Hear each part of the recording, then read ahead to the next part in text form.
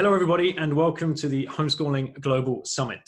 Today's guest is an internationally recognized leader in the development of education, creativity, and innovation. His 2006 TED Talk titled, "Do Schools Kill Creativity?" is still to this day the most watched talk of all time.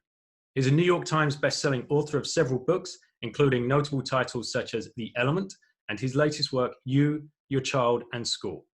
He advises governments, corporations, education systems, and some of the world's leading cultural organizations.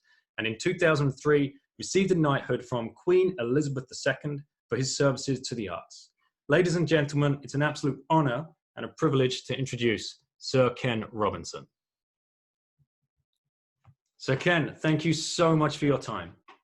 It's a pleasure, Dan. Thanks for asking. Well, They say you should never meet your heroes, Sir Ken, but I guess the first question then is, who are they? My heroes? Oh, I've got hundreds.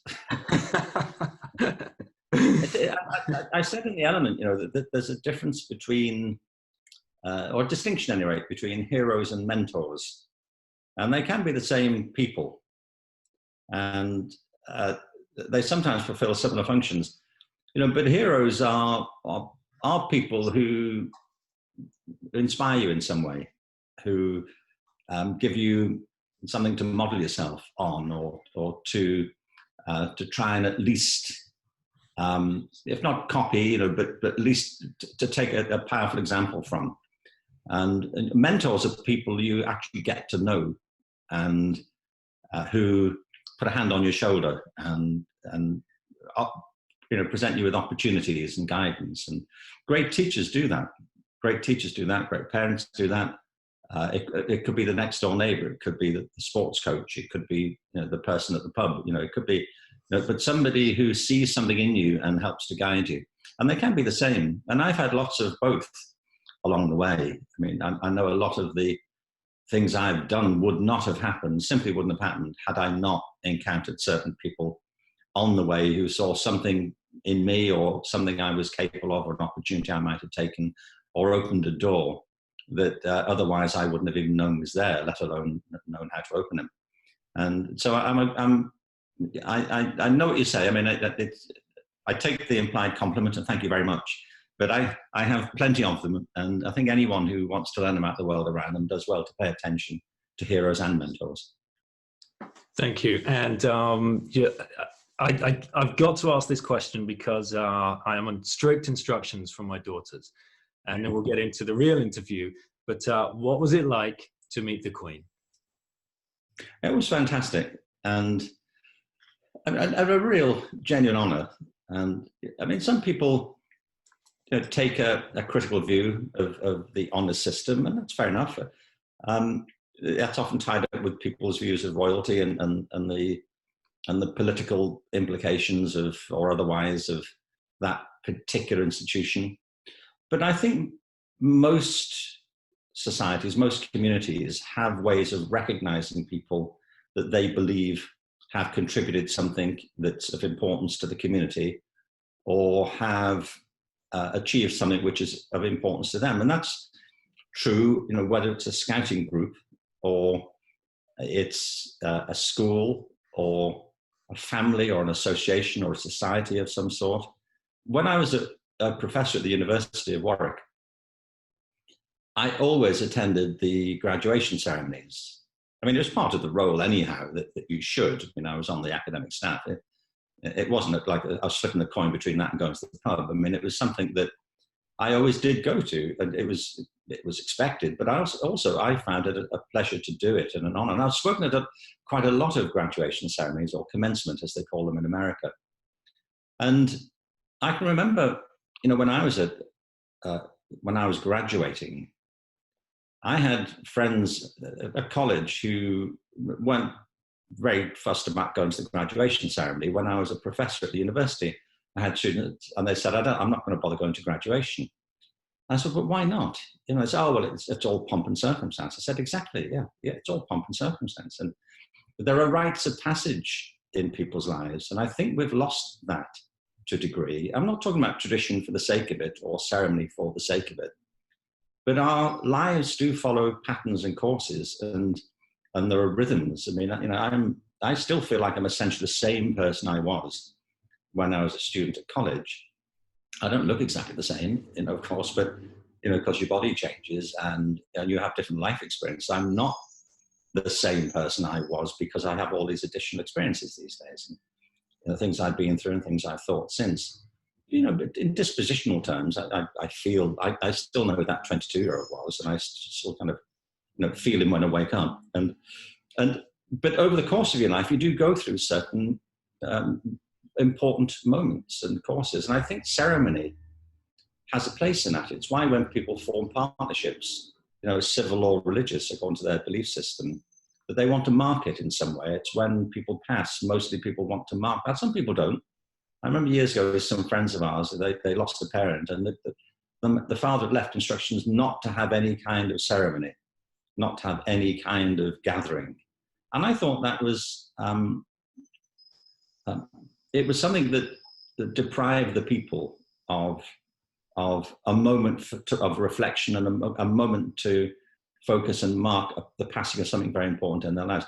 So on the upside, there are rituals and so on that we go through, and this happens in the case of the British honour system to be an example of that. We have a nominal head of state, actually a formal head of state, and it's a way in which that culture recognizes achievement. And in America, I live in America now, there's the President's Medal, and I was just in Sydney, Australia, there's the Order of Australia. So that's our system, and so when this came up, you don't apply for these things, you don't answer an advert in the paper and say, could I please have a night? I attached the following brown envelope with these notes in it, with a picture of it. No, I was nominated, and I was told that this was something that I'd been awarded. I was thrilled. I was thrilled for all kinds of reasons. One was it was a recognition of the work I'd been doing. Not only the work I had been doing, but the work I had been doing, which was largely on the importance of promoting broad approaches to education, in that case, particularly in the arts. But it was also a great honour for me and my wife. We've been together for 42 years. We've always worked in partnership. So when I was knighted, she became Lady Robinson, and I thought, that was a very important recognition, both of us. And also, I'm from a big working class family in Liverpool, and it was a big honour to the family, and they felt it. We had a lot of parties, and particularly for my parents' generation, my mother was alive then. She has had deep memories of the roles of the royal family throughout her childhood. When I grew up, the royal family was this remote group of people. There weren't documentaries, following them around into the bathroom at that point. This was this remote figure kind of on Mount Olympus. The closest we ever got to the Queen was the stamps. She had the face on there and banknotes. So, and I grew up with Christopher Robin going to Buckingham Palace, and so there was a sort of mythology for my generation and for my parents' generation, and so that was all right. I got to take my mum to Buckingham Palace, and to be there in the presence of the Queen. And so for all kinds of reasons, it was a professional honour, it was a personal recognition, it was a great pleasure for the family. I said, absolutely. So going to the palace was fantastic. And particularly for me, meeting the Queen. She's an extraordinary woman. She's been on the throne longer than I think any previous monarch now. And she has been a thread through the history of my life and life of my generation, and has conducted herself, I think, with the most extraordinary sense of composure and public duty. And so she's a remarkable person in herself. And the actual event is like a graduation ceremony. And, you get to speak to her for a few minutes, and she was very present, and it was a lovely occasion. So Ken, if we talk about your parents very, very briefly, they had some tough decisions to make themselves when you were very young. If you could explain to the audience what happened to you when you were growing up, and the decisions that they had to make regarding your education. Yeah, well, I was born in Liverpool in 1950, so I'm one of 7 children, and there's no religious reason for that. I think they just got on. we didn't have Netflix at the time, so there was no distraction, and we were very close knit. It was after, it was after the aftermath of the war. I mean, even though we grew up in the 1950s, to my generation, the boomers, the war seemed a very distant, the Second World War seemed a very distant event. But in fact, it had only been over 5 years when I was born. And Liverpool was still ravaged by all the air raids. It had been absolutely devastated in the way that London had been. And Britain generally suffered enormously economically and in other ways through unemployment, and that was reeling from the impact of the Second World War. So we grew up in a devastated city in a poor part of it, right next to Everton's football ground. We as kids weren't aware of it. We just played on the streets and had a good time. We didn't know that the family was having hardships, but all families were in that part of it. Well, they were anyway. So I have just great memories of growing up there and of the family being very close. But there was I was a fit kid and I used to run around a lot and play in the streets. And my father was pretty convinced that I was the one who was likely to become the soccer player in the family, because we were right next to Everton's football ground, and the kind of ambition of most families around there was have somebody play for the team, or Liverpool if you lived the other side of the park. And so I was fit and able and game and all of that. But then in the 50s there was a big polio epidemic which swept across North America and a good bit of Europe, including the UK. And I got it. I was the only person, I think, in the street to get it, one of the few in the neighborhood to get it, and the only one in the family to get it. But I was 4 years of age and contracted polio. And it's a pretty devastating disease if it hits you hard enough. I found out subsequently that not everybody who gets polio even knows they've had it, and it certainly doesn't always result in paralysis, but it does in a significant number of cases. And if it's a disease it's a virus, that affects your nervous system, essentially, and it has the effect of dislocating the neurons from the muscles they control. So if it affects the muscles of your chest, you can't breathe, which is why people end up in iron lungs.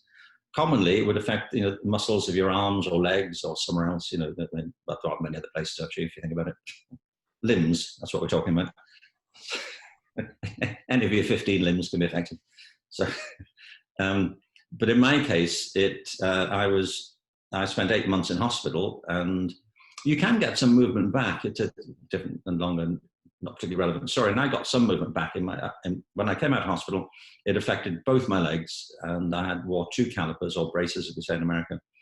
And it affected my right leg most. I had some strength in my left leg, and eventually through physiotherapy and exercise, I got rid of the brace on my left leg. But the right leg never recovered. So I was then, effectively, paralyzed in that leg. At least I couldn't move. I have no movement in it. So I was 4. I came out of hospital at the age of 5. I mean, we've had kids now, and of course, as a child, you don't have any perspective on that. You're just dealing with what's in front of you. But for my parents, I know it was absolutely devastating, and for the whole family, it was devastating. To see a child go from a fit, able, exuberant and energetic young thing running around full of the joys of everything, and then the next day to be paralyzed, it's a terrible trauma for a family to face. And anyway, so but I mean, I didn't think of it that way. I mean, you just deal with what's in front of you. But the result was, when I came out of hospital, I went into special ed, and I was saying recently that we hadn't really quite got the hang of euphemisms in the 1950s. So I went to the Margaret Beckton School for the Physically Handicapped. There was no poetry around this, and so I was in school with people with all kinds of illnesses and disabilities of various sorts. And I was there until I was 11. So I was in special ed for 6 years. We eventually moved to another school in a different part of the city, but same process.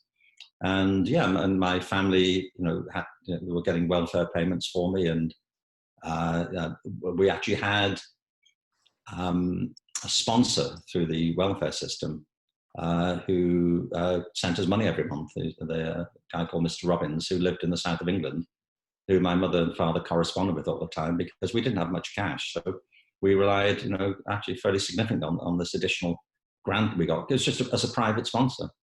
So it's why I'm saying, and I had wonderful teachers at school and met all kinds of other people, but it meant that firstly, it put pay to my career with Everton.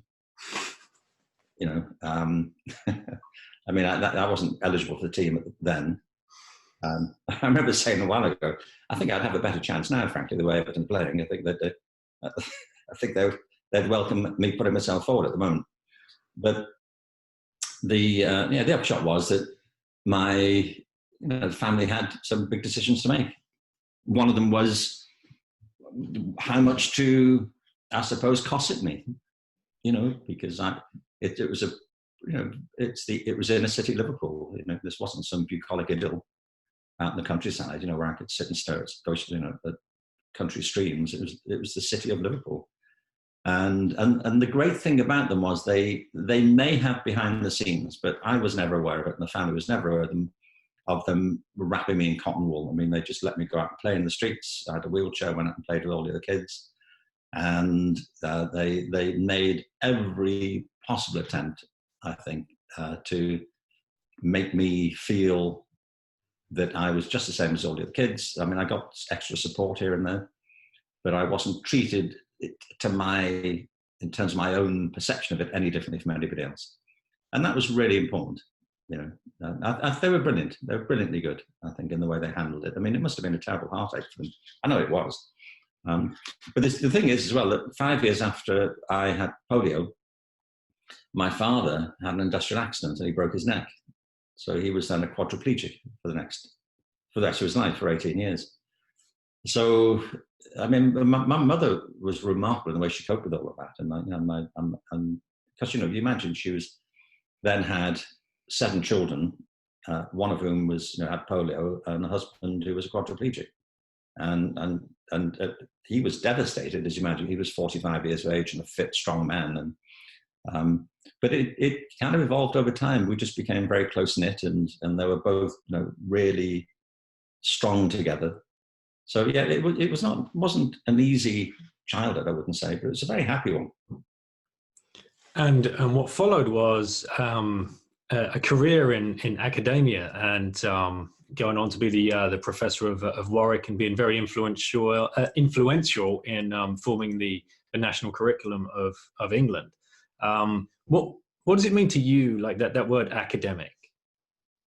Well, I should say I wouldn't say I was influential in forming the national curriculum in England. I was influential in opposing it and complaining about it and seeing it as a terrible wasted opportunity, which I still do. But I was in a position to be critical of it, and I did chair a national commission under the Labour government to try and make the government see, the government of the day and subsequent government see, that there was a need to think very differently about education. The national curriculum was a terribly wasted opportunity, I felt, because it simply reinforced the status quo. And it's always an interesting and difficult area to get into, because the reason I was able to do this at all was that I met some very important people in my life when I was at school, and I ended up being coached at the school. I've written about this in The Element, and for the 11 plus, which was an exam that people took in England at the time to decide which, it didn't last very long as it turns out, but it was an important moment in the history of education in the UK. People took an exam at the age of 11 to determine which secondary school they went to, or which type of secondary school, a secondary modern or an academic or a grammar school. And I passed it and went to the grammar school, and I had a very good time there. I personally enjoy academic work, and I mean, I did a PhD, and I was a university professor. It's not like I'm against it,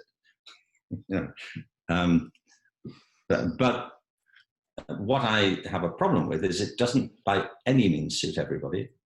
It doesn't encompass the breadth of education that all children are entitled to. It actively marginalizes the talents and interests of a great many people. And the system of grammar schools and secondary moderns was socially divisive. I happen to benefit from it, but that doesn't mean you can't therefore be critical of it. And some people, I think, simplistically say, well, here's somebody pulling the ladder up after himself. And I think it's a completely wrong-headed argument to say that. I think when you benefited from the system and you can see how you benefited from it, and that so many others did not benefit from it, then it's incumbent upon you to argue for a better system which will benefit more people, which is what I was doing. But academic, to me, is, well, it's not just to me. I mean, it's a term that's come to be associated with a particular sort of intellectual activity. I mean, it's named for the academy, and an academy, in ancient, the original academy in ancient times was a school of scholars and students who shared ideas and argued philosophically about the purpose and meaning of life and the nuance of human understanding. And but it's become over time associated with a particular type of reasoning. It's preoccupied. When we talk about academic ability, we don't mean intelligence in general. It means more specifically a particular type of logico-deductive reasoning. It's the sort of analysis which is based on the ordering of often linear concepts. It's normally conducted through verbal or mathematical reasoning. It's particularly preoccupied with what philosophers would call proposition knowledge, knowledge that something is the case. And I could, distinguish that from, it's sort of knowing that, as opposed to, as distinct from knowing how. So it's why we've come to think of academic and vocational education as being two different sorts of activities. That academic work is more desk-based, more theoretically based. It's why academic work principally consists of people writing essays and so on. It's a book-based activity. Nothing wrong with it, by the way. I mean, I enjoy it, and it's something that plenty of people do enjoy and prefer, and something that all people can actually benefit from if it's taught to them in the right way and it's engaging in the right way. But there's much more to human intelligence and much more to human achievement than theoretical and desk study. There's much more to academic work, actually, than just sitting and writing essays. Properly conceived, it can be a hugely creative area of human activity. But there's the whole area of applied knowledge of putting ideas into forms that you can explore and implement in different ways. It's the whole world of not just of craft, but the whole world. We sit here communicating through a sophisticated technology, through different time zones in different parts of the world, sitting in the middle of different cultures, in a way that would be inconceivable without the human capacity to think both in abstract and practical terms, not only to have ideas, but to realize them materially. And education, for all kinds of reasons, become preoccupied with the theoretical aspects of learning, more than with its practice, and more also than with the ways in which ideas intersect and how culture interpenetrates the different ways that people come to think, believe, and act in the world. So I think academic work is important in itself. I just have deep reservations, and which I think wholly justified, in conflating it with either the whole of intelligence or believing it to be the only form of intellectual activity that children should have cultivated. And if that's how you see academic, how would you define the word creativity? Well, creativity is it's a function of intelligence, and there are three related terms here. The reason I'm saying it this way is that there are lots of misconceptions about creativity. I should say, just by the way in advance, is that creativity has not always been my thing. It's not that I, kind of was born into Liverpool thinking, one of these days, I'm going to sort this whole creativity nonsense out. Whole stretch of my life where I didn't think about it at all, and if I did think about it, I wasn't very interested in it. But you become interested in things which attract your attention at the right time and in the right way. My way into this was that when I was at school, I wasn't planning a career. I had no idea what I was going to do with my life. Absolutely no idea. I mean, clearly the centre forward option had been shut down pretty hard. But I hadn't thought about that. I mean, it wasn't that I was going around moping, thinking that's it with me and Everton. I was 4. I mean, I didn't know where Everton was. It crossed my mind. It was just my dad, he'd had a view. He told me later on. But I was just doing what was in front of me when I was at school. I mean, this is Liverpool in the 1950s and 1960s. My big preoccupation was the Beatles. I was 13 when Love Me Do came out, and it's hard to convey the excitement that band created, not just globally, but especially in Liverpool. I mean, every record they came out with was an event, and it was, it was the 1960s. There was a lot of stuff going on there, and as we became teenagers, there was all the growth of the counterculture, what was happening in Vietnam, rock music and social turmoil. It was all of that, So I didn't know what I was going to do at all. I was just getting through school and hanging out, and and enjoying being with the family. And at one point, I remember I sent off for the application form to become a manager at the I think it was the National and Provincial Bank. I didn't know what I was going to do. I thought, I don't know, go and work in a bank or something, or I'll go into a management program. But when I was at school, I started for this. Again, I've written about it, but I started with some friends of mine to put plays on. We didn't put plays on at school. We read plays. That's part of the academic thing. You treat a play script as a piece of literature rather than a performance.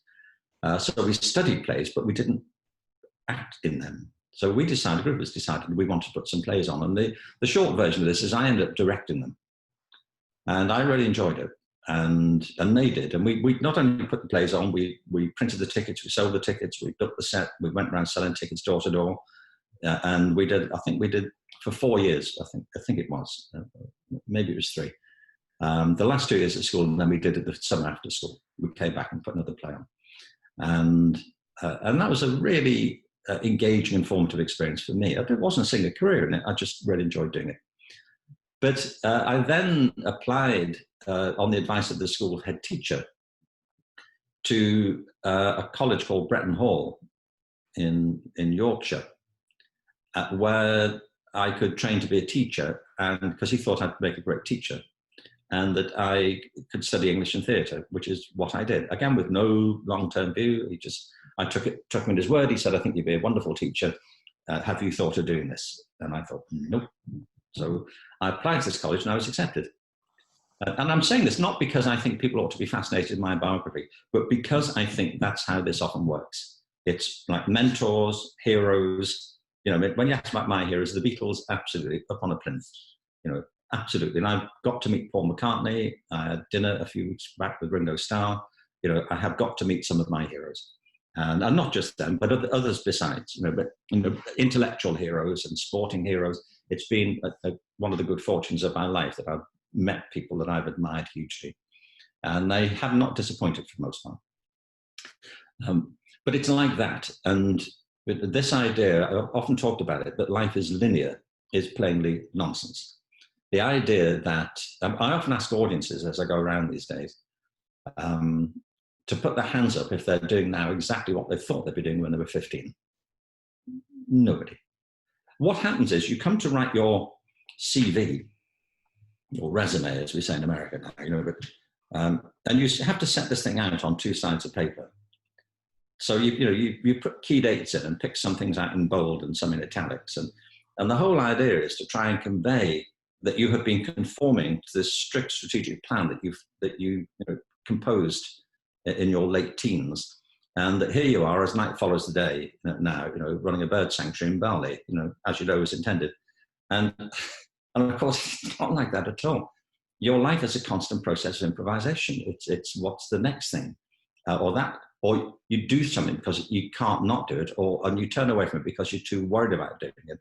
It's like you with your kids. You decide, I'm going to take off and we're just going to do this. And now you're doing it. It looks like it was the most natural thing in the world, but it's a huge heave to do that. And most people don't do what you've done. And there are all kinds of things you have to take on board. But it's like you said, you saw the talk I gave, or you read a book, and they triggered something. You didn't wake up that morning thinking that was going to happen. It's about being open to possibilities and seeing what could be if you kind of went down that path. And sometimes people open doors for you didn't even know they were there, as I said earlier. So now that's, I mean, I think that's just the natural way of it, that we create our life as we live it. And so when I was at school, I wasn't thinking about these things. I was doing plays. I got to this college because it's just I should, and I loved it. It was 1968. It was a Georgian mansion in the middle of the Yorkshire countryside. There were 700 students. There were 2/3 women, 1/3 men. I mean, what could possibly go wrong? And it was great. And it was a time when higher education was paid for by your local education authority. So it was no burden on my family for me to be there. And I met fascinating people. And over the course of that, I became interested in why drama wasn't more commonly taught in schools, or why it was low status when it was. And that led over the next several years. After I left college, I did a PhD in that area because it was of interest to me personally. I didn't think it was going to take me anywhere. It was just a personal Everest I wanted to climb. But I then, during the course of the search for it, I got a job and I met other people, and it all started to open out. And I got very interested in the arts overall in education, not just theatre. And I wrote a report with others in the early 80s, called The Arts in Schools, which was a concerted attempt. It became a very successful statement in the end. But it was a concerted attempt to set out why it's of equal importance in education that children should practice and study the arts as they should the sciences and the humanities and languages and mathematics. And it became important to say that because in most school systems, the arts are not equally important. And even in the arts, there's a hierarchy, as I said in the TED Talk, that art and music are normally seen as more important where they're taught at all, are more important than theatre and dance. It's like your kids saying in school in France, they get 45 minutes of art a week. I bet they do a lot more mathematics than that. And so why is that? Why do we think of it that way? So we wrote this report called The Arts in Schools for the Gulbenkian Foundation. It had a big impact. And among the reasons that the arts mattered, among the reasons I believe they mattered, is because of their roles in the development of creative intelligence. It's not the reason the arts matter. It's one of the reasons they matter. It's not, the arts don't matter because they're the creative bit of the curriculum. They matter for all kinds of reasons, one of which is they develop certain aspects of our creative intelligence, but they have a big role in a broader conception of intelligence. They have a major role in our engagement with the cultural traditions, norms, and vitality of the world that we're part of. They have a major role in helping us to engage with and formulate our feelings about the world. But I've always been very keen to say too, that's not the same thing as saying that the arts are the emotional bit of education. They're not. Science affects the way we feel. The arts also affect how we think. It's a much more complex equation than simply that. But we try to set out in this report all the different ways in which the arts matter and how they connect to all the other parts of the curriculum. And it's interesting because outside of education, people aren't so troubled by these distinctions. It's only in schools where we decide, well, we're going to do art on a Thursday and science on a Tuesday. And so we have to make sure that they're different. And actually they're connected in all kinds of ways, which is surprising. So, but when the Labour government got in 1997 in the UK and continued the assault, I think, on a broader curriculum, it was time really to say something more concerted about creativity, because the then Prime Minister, Tony Blair, kept making speeches about the importance of creativity, and then was, with the Secretary for Education at the time, presiding over education policies which seemed custom-made to suppress it. So this seemed to me to be a contradiction that should be pointed out to them. And the upshot was that I and others approached the government and said, look, if you're serious about creativity, get serious. And if you're not serious, stop talking about it, because this is confusing everybody. So they asked me if I would convene a group to set out carefully what creativity is, why it matters, and what can be done in schools to cultivate it, which is what I did. And we produced a report called All Our Futures, Creativity, Culture and Education. So at that point, I started to focus specifically on creativity as kind of a set of generic ideas and practices in education. And so As I see it, there's imagination, which is where this all comes from, which is the capacity to bring into mind things that are not present. And it's a very powerful and unique set of capacities that human beings have. I don't mean that we have it exclusively, but the degree to which we have it is, so far as we can tell, unique among all other species. Creativity is putting imagination to work. It was once described as applied imagination. I think that's pretty good. The difference is you can be imaginative all day long and not do anything. To be creative, you have to do something. The other way to put it is that creativity is the process of having original ideas that have value. And an innovation you could think of as implementing creative ideas in different ways. So an innovation tends to be, it's sometimes as well a kind of more incremental process of change. Not always. So creativity is that. It's the process of having original ideas that have value, and all three bits of it matter. It's about original thinking. It doesn't have to be original to the whole world. You don't have to have an idea that nobody ever had. It has to at least be original to you. It has to put your head into a different place. I mean, I was saying it. I mean, it wouldn't be right, would it, to take a 5-year-old's drawings, where they're experimenting and come up with things they haven't come up with before, and kind of sneer at them and start showing this kid slides of the roof of the Sistine Chapel, and so check this out. Don't bother me with this kind of infantile nonsense. The point is you have to apply relevant criteria to judging it, which is why I'm saying it's about original ideas that have value. So part of it is having fresh ideas that could be new to you, to your community, to your field, maybe to the planet. But a key part of creative work is that you're applying critical judgment to it. Like, is this any good? Does it work? And that's not an abstract idea. It's like when you're writing a sentence, you end up crossing something out saying that's not the right word. Or you're working on a business plan, or you're adjusting the seasoning in a dish. Like, is it right? Is it right? Or you're working on a painting, or you're doing a piece of design, or you're planting stuff in the garden. Always, you're kind of thinking it's the natural way of it. But a key part of it is knowing what the criteria are to apply.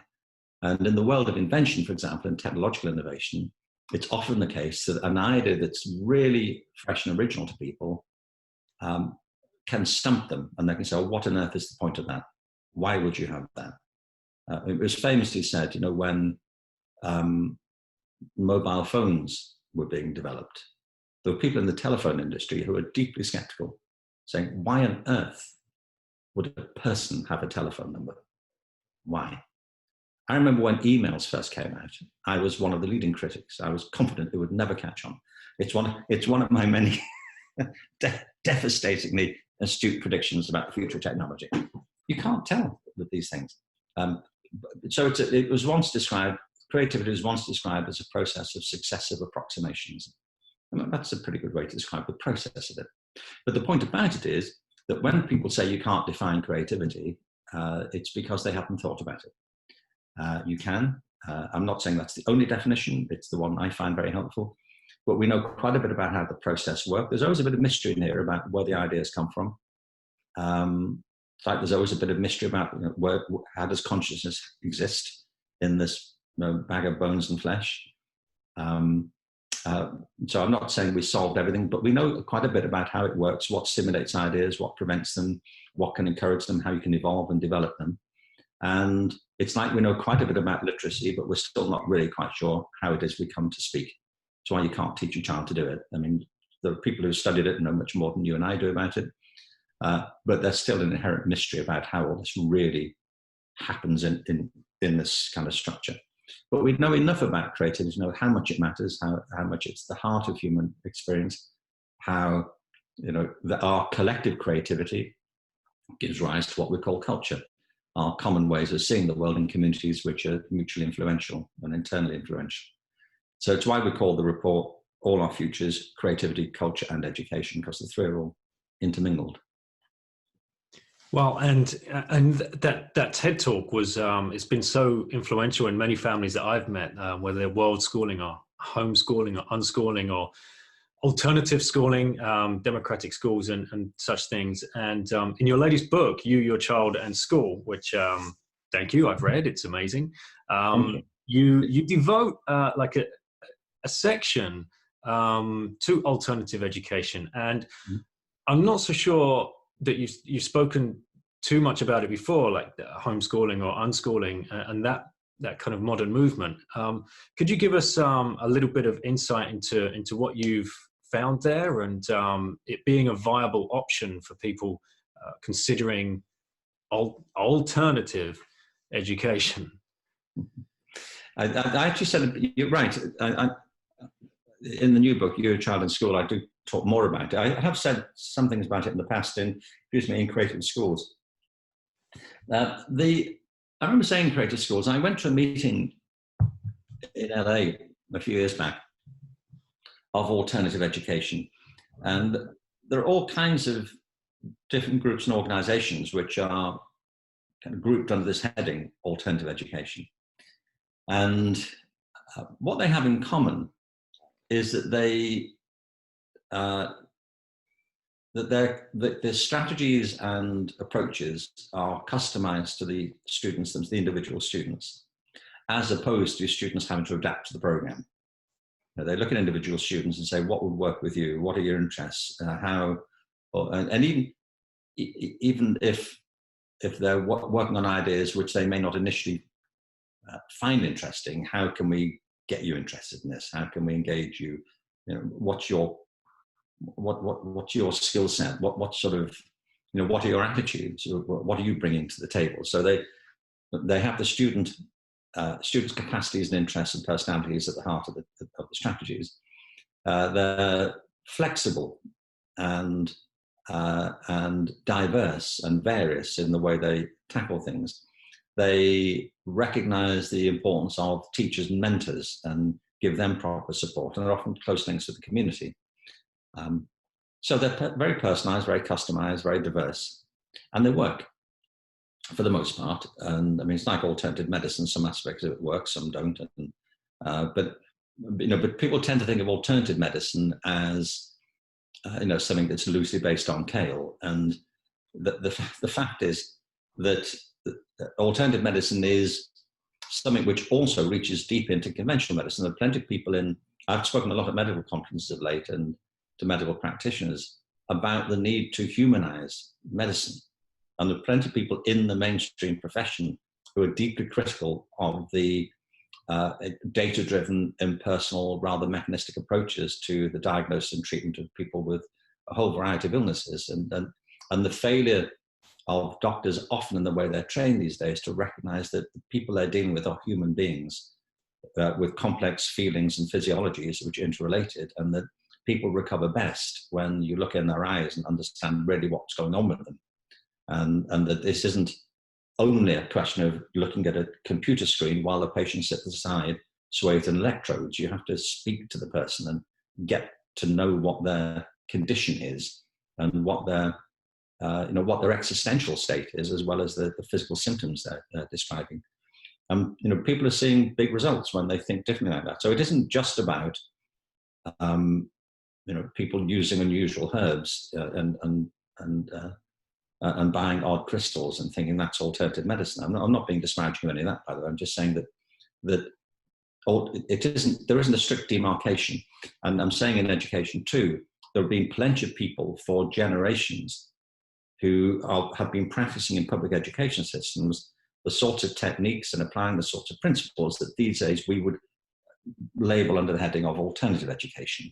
It isn't like there's a strict border between these two sorts of activities. In fact, on the contrary, a lot of my work has been trying to get some of these more learner-centered principles spread into the mainstream of public education. But there are plenty of people there who are doing it already, but who are doing it in spite of the dominant political culture in education, not because of it. But it's always interested me that these practices, which are customized, personalized, humanized, often have tremendous success. And it's just interesting that this is called alternative education. I mean, if education were like this, then as a whole, there'd be no need for the alternative. But there have always been, I mean, I suppose the bottom line is that since the mid-19th century, for the most part, countries have evolved mass systems of public education. There weren't many before then. And these systems grew up in the context of industrialism and often in the interests of industrialism. And you can see it in two ways. One is that the organizational culture of schools is highly reminiscent, indeed often modeled on the principles of industrial production. That's to say, schools are organized and national systems are organized on principles of supply and demand. They're organized. It's why, for example, in the 1960s, there were very few university places compared to now, because not so many people were required to have degrees because the industrial economy didn't require that. There was a greater need for manual work and for technical work. As the knowledge economy has grown, so higher education has expanded, because the recognition is now that more people will be doing what's often thought of as intellectual work rather than manual work. So suddenly the floodgates have been thrown open into higher education. Actually, floodgates open out, don't they? The gates have been thrown open into higher education. And this isn't because there's been some remarkable improvement in the intellectual capabilities of recent generations, so they're now all able to benefit from universities, whereas the boomers were not capable. It's that there's a need for people educated to a higher level, a greater need than there was. So it's always been, it's like turning a spigot on, it's always about supply and demand. So that's one. It's linear. And you see that especially in the way schools are organized, and with testing. You get through this gate, you get through that gate, you get through that gate, and eventually you get to the doors of higher education. If you make the grade, you get in. It's industrial in the sense too that it's focused on a particular type of product, the academic graduate. The system's not designed to produce dancers, musicians, trombonists, and street performers. That's not what it's for. It's to produce people who can go and get a university degree, and there are other routes, people who don't quite make that cut, which are of lower status. And like most industrial systems, it produces a huge amount of waste. People who don't make it, and then we don't know what to do with them. Dropouts, kids who don't graduate on time, people who get put into remedial programs, people who are seen as somehow the kind of detritus of the system. And all of these are choices that have been made in the way the system is being put together. And it's why they work for some people, and they do work very well for some people. They're designed to work for those people. And they work less well for lots of other people. And even, by the way, for the people they do work well for, these days they're starting to fail them because of the sheer amount of stress that's being generated in the system to keep up with it. Huge amounts of emotional turmoil, depression being generated by the system. And I often say this to politicians, who ask me about it. They say, we have all these problems of non-graduation. We have stress in schools. We have high rates of teacher turnover. We have higher levels of dissatisfaction among employers these days. How can we solve these problems in education? And I'm not being facetious when I say stop causing them. That would help. Don't do it. These problems are caused by the system. And if the system were to change, then it's like we're looking around at all these problems of cardiovascular disease and obesity. How can we solve these problems? Stop generating this toxic diet that's being driven by malpractices in agriculture, and the kind of ultimate irony of the capitalist system here. That we are killing the very people who are buying these products through the products we're creating for them. We are creating this is not a problem that has arisen from nowhere, by some malign universe. We are doing this, so we could stop doing this if we chose to. And I don't want to overcall it, but I'm saying that the education systems were designed with particular purpose in mind. They evolved. I don't believe already in there being a kind of single conspiratorial view. There have been key people in the histories of education in our different countries, different cultures, who've been deeply influential on the course they've taken. But eventually it enters the cultural bloodstream, and people just think that's what education is. That's how it works. And it doesn't have to work that way. That's the point. And what I say in Your Child in School is that there's a difference between learning, education, and school. Kids love to learn. We are rapacious learners. Look at your kids now. speaking French fluently. Why? Because you immerse them in French culture. They got excited by the whole idea. And you didn't have to sit there, presumably, and go through irregular verbs with them. They'll just pick it up. I mean, we've got a grandchild. I'm not going to sit her down and start teaching the subjunctive. I mean, she'll figure it out. Kids love to learn. Learning is the natural process of acquiring new skills and understanding. Education is an organized approach to learning, a more intentional system of learning. And a school is a community of learners. That's what the original academy was. It's a community of learners, people who come together to learn with and from each other. Kids love to learn. They don't all get on with education. Some have a very bad time at school. And the problem isn't kids or learning, it's school. It's the way we do school. And so alternative education is a whole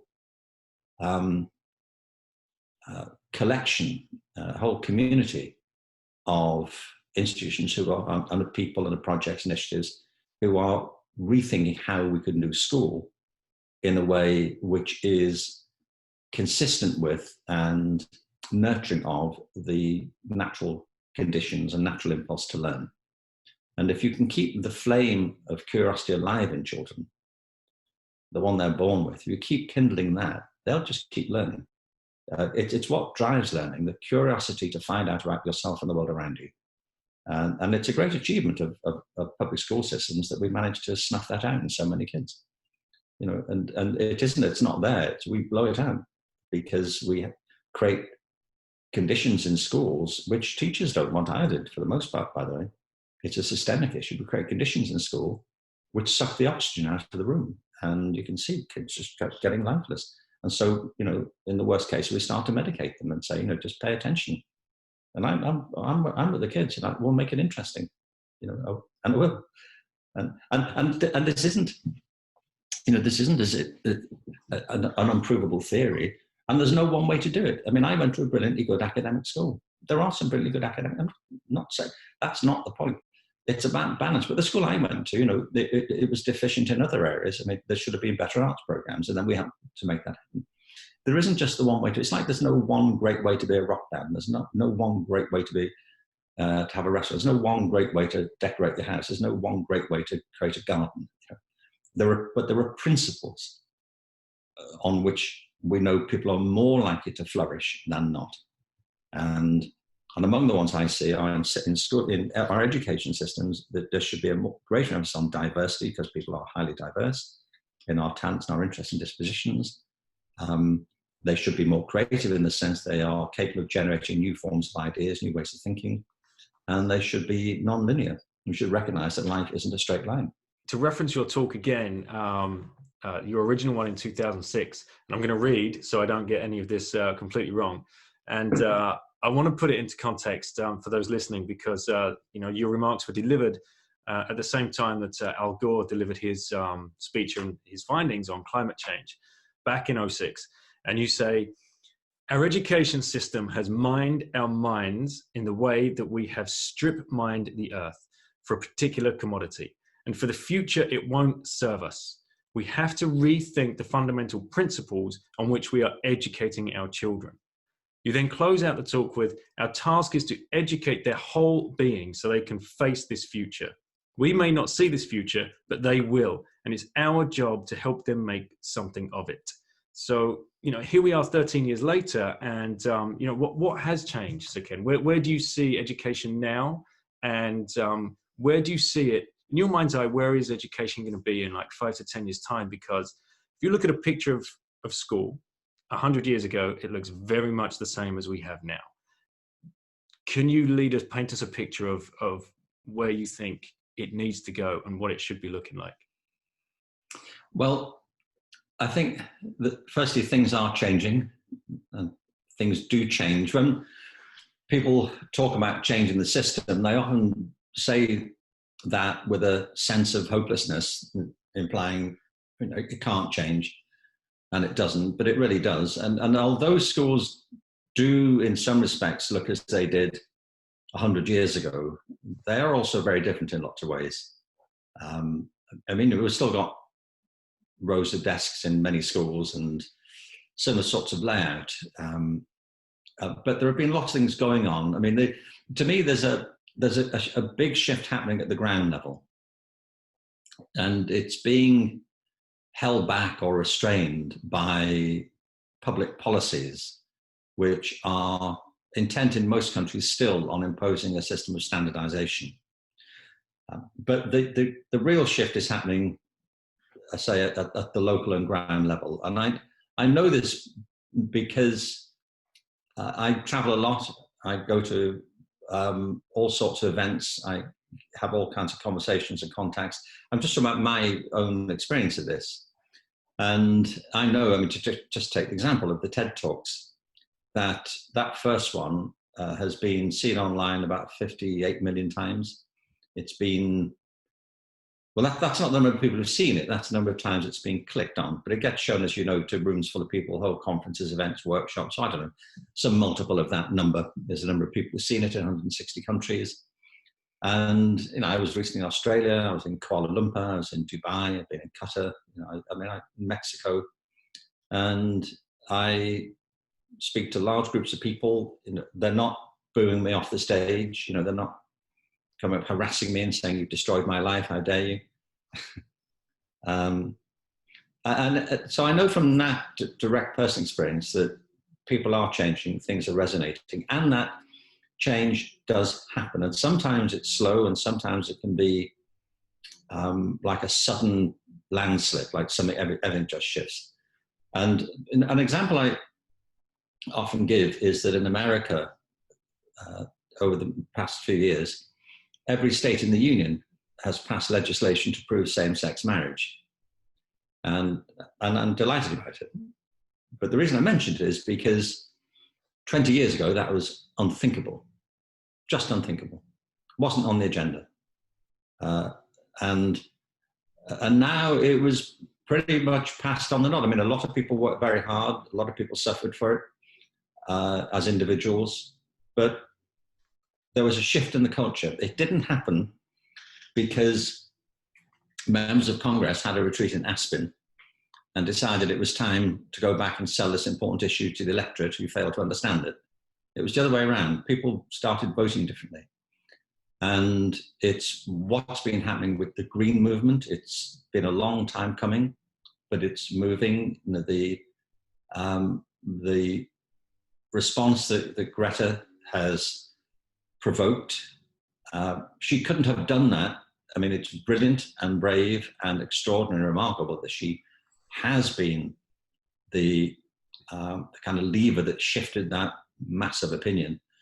But it was building, and if she'd been a lone voice, she'd still be a lone voice, but she has acted as a focus for a lot of people's anxiety, energy, passion, and vision. And I think that, well, firstly, it's about giving people permission to change, letting them know change is possible, that there are options, and then empowering them, if you can, to do that. So I see a lot of change happening. I said in Creative Schools that you can make changes within the system. An awful lot of what goes on in schools of all sorts isn't the result of legislation, it's habit. People do this because they always did that. And in some respect, it's like opening the door of a bird cage and the birds just sit on the perch and think, well, you know, we like it in here. And some take flight. And there's a lot of space for innovation in schools as it is. And you can see that when you get, and I often do see them, visionary head teachers, passionate classroom teachers who come together, and they always have done, come together and decide to do things differently. Or teachers, as I often say to teachers, if for the kids, you're the system. And you know, if you do something different this morning, you've changed the education system. And it's about that building up cumulatively. So that's one option. The other option is you make changes to the system. If enough people form a movement for change, the system begins to change like it has in other areas of the culture. And you have a third option, which is to get out of the system and do something entirely differently, which is what homeschooling and unschooling and world schooling is about, where parents decide in their own circumstances for their own kids that they want to take control of this themselves, and that there are these bigger changes, but they don't really want to wait for them to happen. Their particular circumstances don't encourage them to think they can make the needed changes within the time frame or within the particular institution they've been involved in. And there's another and a better way, and parents are absolutely entitled to take that choice.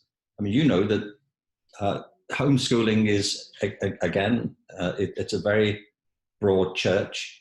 It's a very broad concept. It means all kinds of different things. But the heart of it is parents and kids taking control of their own education and deciding what's appropriate and how to put that together.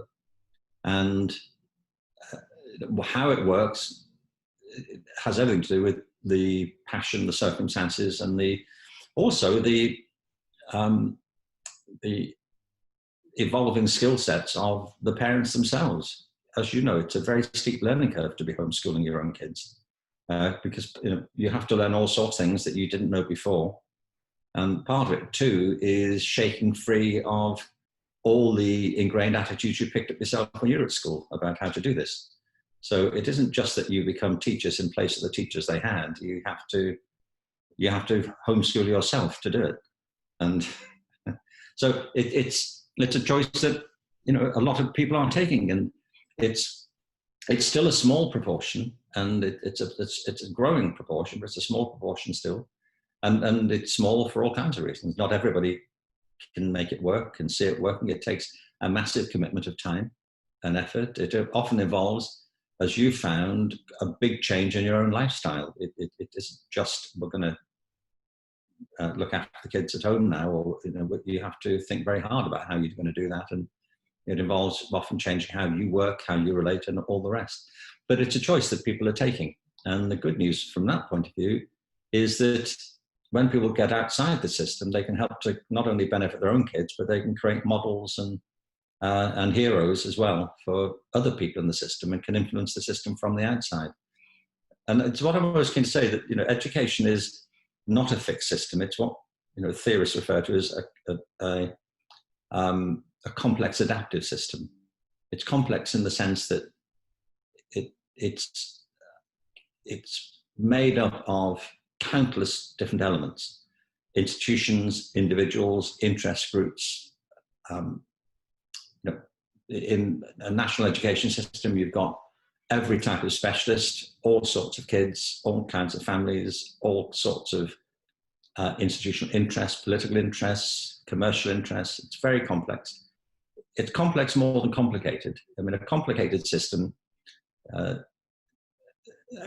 the analogy will go, a simple system is something like a lever, where you can shift a heavier weight by having a fulcrum towards the one end of a rod.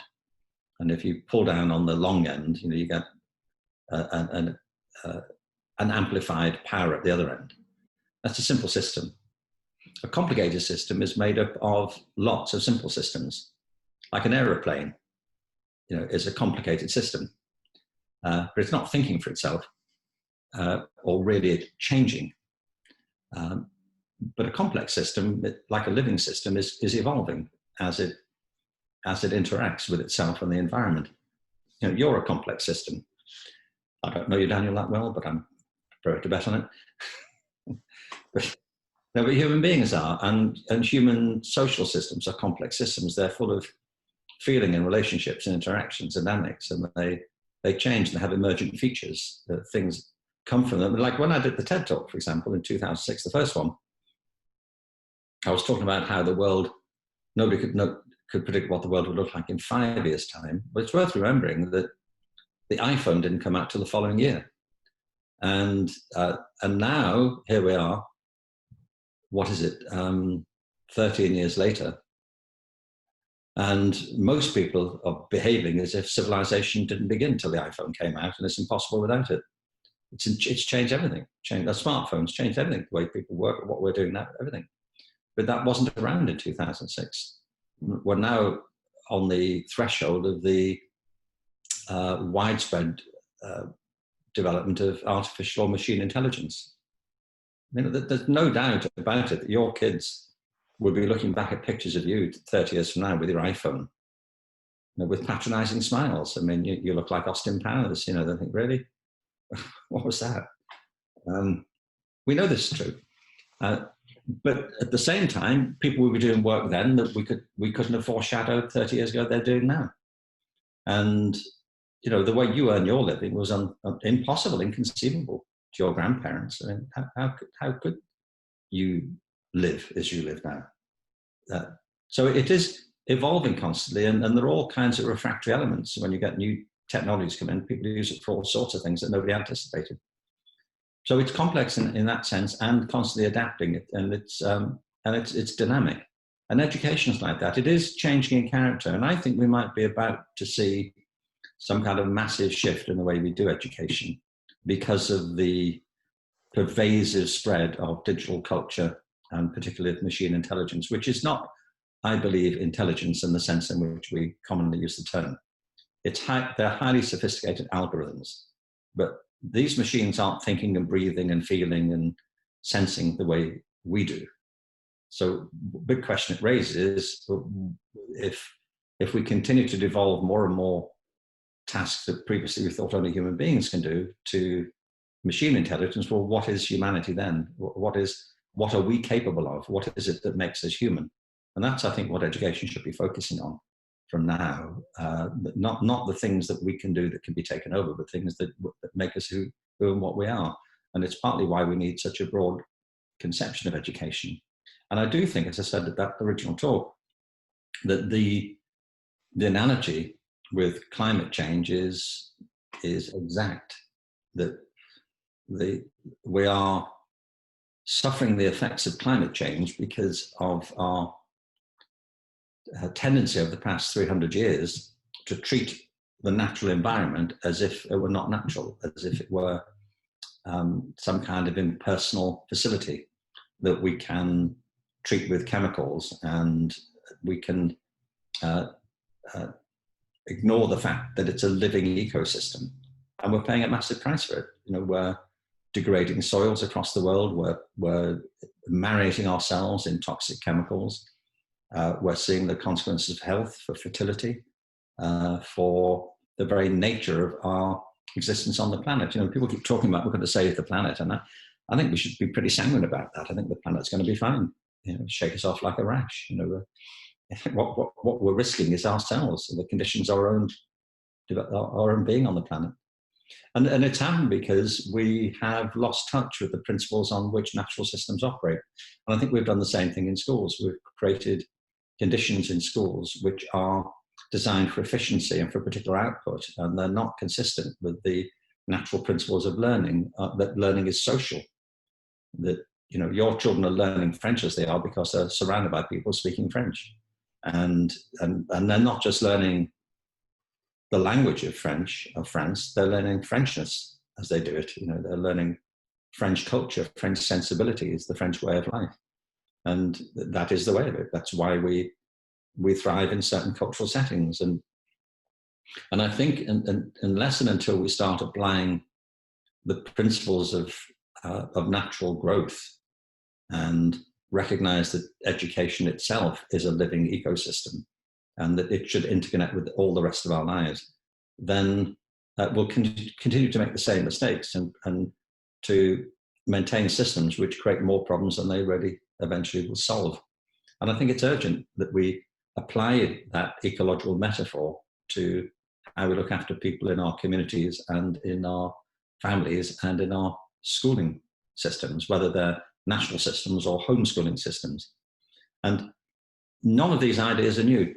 That's the important point. I mean, I certainly have never claimed to originate all the things I talk about. I'm, one in a long line and a large gathering of people who've been trying to hoist this flag for a very long time. And there are inspiring examples to draw from all the time. I mean, I spoke recently about the work of Maria Montessori, who at the turn of the last century was doing remarkable work with underprivileged kids in Italy and developed a system of education which has served millions of kids very well since. It's not the only one, but it's one that recognizes the dynamics of natural learning and development.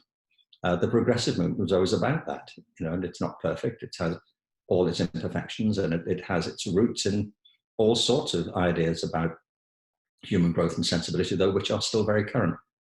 And I think part of the problem always is that we all seem to suffer from a kind of cultural amnesia. That when it comes to raising children properly and providing educational opportunities, it's not like we're trying to find a cure for some fresh disease that we've never encountered before. Like, we're all scratching our heads thinking, what on earth do we do about this? We know what to do about it. I mean, one of the things, for example, I've been involved in latterly is a global campaign on the importance of children's play.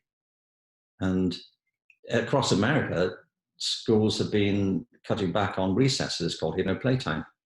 And what they're now discovering, there have been a number of projects, and one in particular is going on in Texas, where they have had an increase in, they're providing 4 periods of recess every day. And they're finding kids are behaving better, they're having a better time, they're socializing better, they're focusing on their work more. And you think, really? What? We're having to talk about this? That kids need to play, that they're physical creatures, social creatures, emotional creatures, need to run around, they need to develop their imaginations.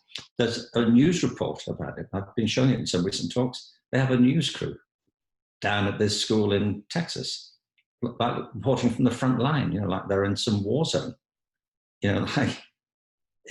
This just in, kids found playing in Texas. Like, what? when did that become a thing? We've lost our minds about this. And so we create these systems which themselves create the problems that we then try to solve. So the good news, though, is that there is a chance for system change. And it is evolving, it's happening. Whether it happens in time for everybody, but it can happen in time for your children. And, we all have to do that. I think globally, don't we, but act locally. And it's the old maxim of that. And I think that schools can change, parents can change, we can do what we can, where we can, and we have the technology now to connect it into a larger movement, which, by the way, is something that I'm involved in just now. We're working to create a global movement with a platform supporting it to help people get in touch with each other in the way that you've been doing through your work. But we also want to do that to connect people in the public education systems, because there's a lot of goodwill, a lot of expertise, a lot of passion in public education. And for a lot of kids, it remains their only shot. It's not just their best shot. And, but I'm all for a mixed economy here in terms of how people solve the problem. And so what we're going to try and do is put together, an interactive, dynamic platform that will give people access to ideas, resources, people, networks, and projects to connect people and turn what is, I think, an emerging movement into something that can see real change on a large scale. Well, if there's any way we can help you with that, so Ken, please let us know. If there's a website or anything that we can put out for you. Yeah. And yeah, it's evolving as we speak. And I know where you are now. Yes. And please take us up on that offer. Now, so Ken, I don't want to keep you too much longer, because it's been an amazing interview, and thank you so much for sharing all your insights and your wisdom. I want to close out with a question around, you've already reached so many people with your talks, 3 TED Talks are amazing. Your books, your interviews like this one, podcast, blog posts, newspapers, magazines, the list is endless. Stalking, threats, all that. Yeah.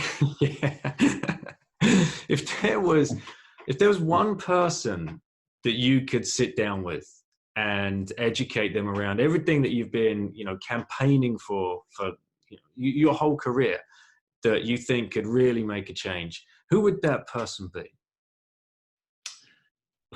I don't know if there is a single person. To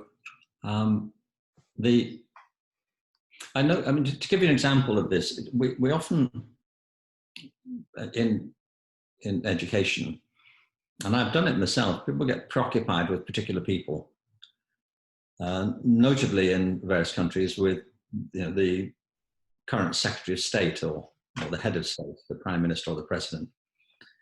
And I've spent enough time talking to people in those positions to not place my bet there, and there are various reasons for it. One is that they come and go.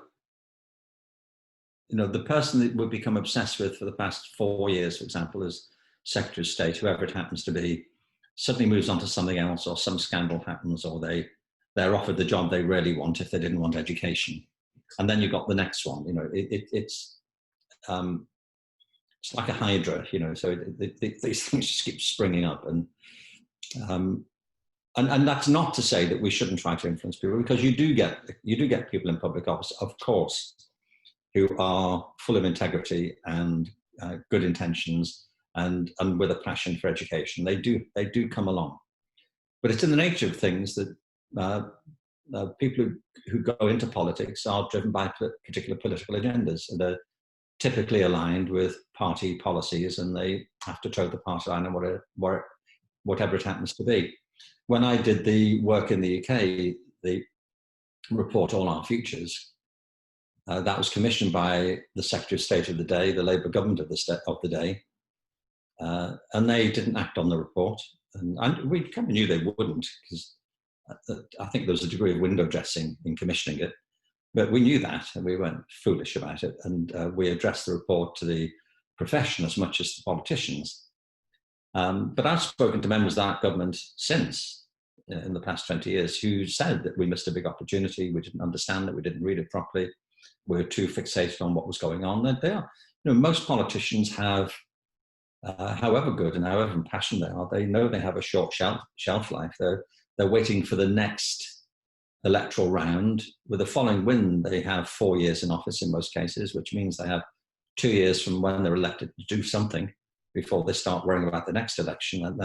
And they're hoping in the first 2 years to get some data they can use on the stump for the next 2 years. So and education is a complex long-term issue, and politics is short-term. So they're looking for quick wins, low-hanging fruit and other such metaphors. So I always say to people, by all means, deal with the people in power, deal with them, but don't depend on them. And the real shift comes with a move in public opinion. So the sort of things that Greta has unleashed are very important, that Malala has unleashed are very important, because then politicians start to recalibrate around where the energy is shifting, among the population and the electorate.